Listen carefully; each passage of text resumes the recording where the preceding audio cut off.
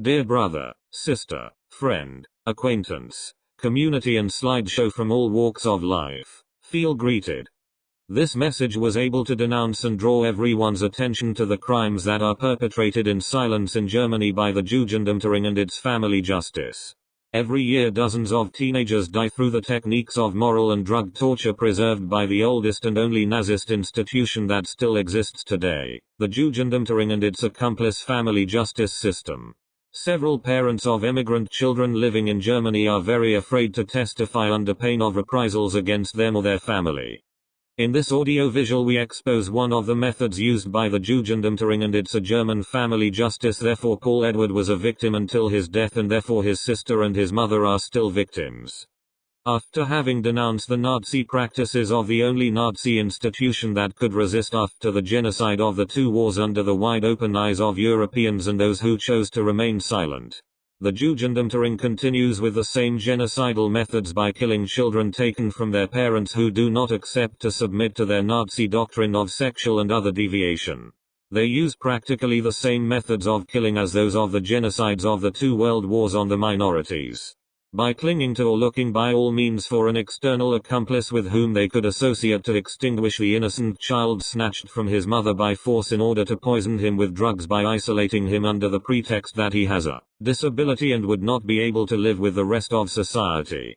All Nazi weapons are used ranging from moral and physical torture to annihilation by drug poisoning under high prescription by the accomplice clinic who agree to play the game.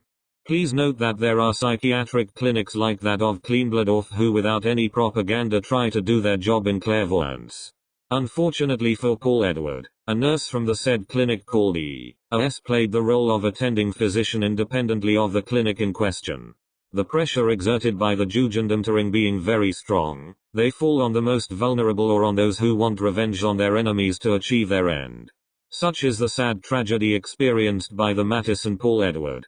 You can read on this video the various complaints filed against the mother of the children to intimidate her and or prevent her or force her to abandon her daughter who is still a prisoner in Germany.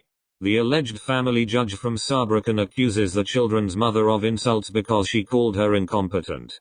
In September 2022, following a video conference between Paul Edward and his mother, she noted the very serious condition of her son and asked to see him immediately despite the multiple incessant refusals of the Jugendamtering. As a result, the mother seeing her son die declared that if he died, all those who contributed to his death would follow him and their children. Because it is unacceptable to kill innocent people on the pretext that they must live in Germany willingly or by force and by abuse of power. Following the various complaints lodged by the mother with the Saarbrücken public prosecutor, who has still not replied, and the Court of Appeal, which referred the case to the level of the Saarbrücken District Family Court, the Jugendamtering also lodged a complaint against the mother for threat.